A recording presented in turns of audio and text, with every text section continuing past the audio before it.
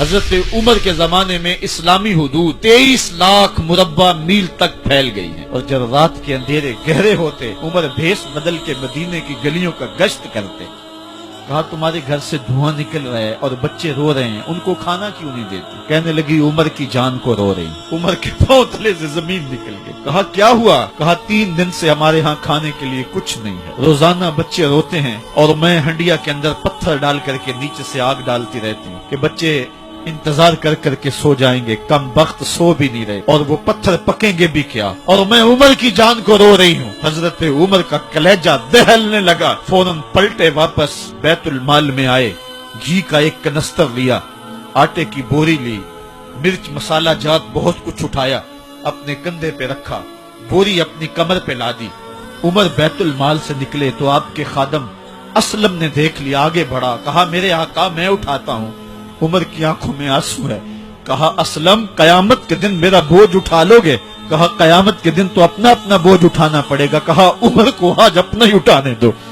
حضرت عمر وہ گھی کا کنستر اور وہ آٹے کی بوری سر پہ اٹھائے ہیں اور اس خاتون کے گھر جاتے ہیں اور دستک دیتے ہیں۔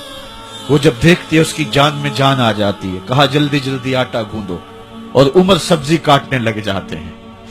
حضرت عمر رضی اللہ تعالی عنہ سبزی تیار کر دیتے، ادھر آٹا گد جاتا ہے، اور پھر اوپر چولہا رکھا جاتا ہے، چولہے کے اندر آگ رکھی جاتی ہے، وہ کھانا پکانے لگتی ہے، آگ بجھتی ہے۔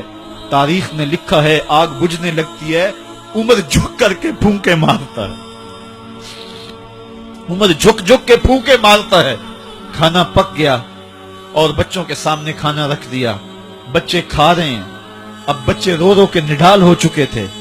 حضرت عمر اپنے ہاتھوں کو اور اپنے گھٹنوں کو اور اپنے پاؤں کو زمین پہ لگا کے، جس طرح بکری کا بچہ چلتا ہے، ویڑے کے اندر کبھی ادھر چلتے ہیں کبھی ادھر چلتے ہیں، تاکہ بچے مجھے دیکھ کے خوش ہوں اور دل میں کہتے عمر جتنا رلایا ہے اب اتنا ہنسانا بھی پڑے گا۔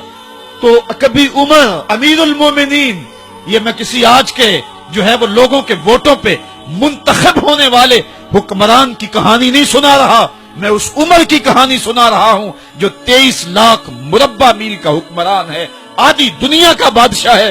حضرت عمر جو ہے جس طرح بکری کا بچہ چلتا ہے، اس طرح اپنے ہاتھ اور اپنے گھٹنے زمین پہ ٹیک کر کے جو ہے وہ اس طرح چلتے ہیں۔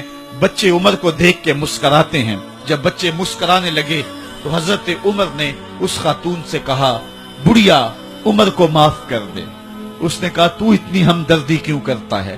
کہا عمر بیچارہ بڑا پھنسا ہوا ہے، فکر ہے اس کو یرموک و فسطاط و حلوان کی، جب فتح ہے مصر تو تیاری ہے ایران کی، آتے جاتے وفد سے ملاقات بھی کرتا ہوگا اور شب کو معلوم حالات بھی کرتا ہوگا، کانٹوں میں الجھی ہوئی بیچارے کی جان ہے، نیند اس کو بھی آتی ہے، آخر وہ انسان ہے، میری بہن عمر کو معاف کر دے۔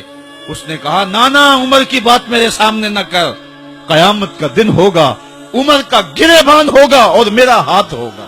جب اس نے یہ بات کہی تو عمر برداشت نہ کر سکے، بچوں کی طرح بلک بلک کر رونے لگے۔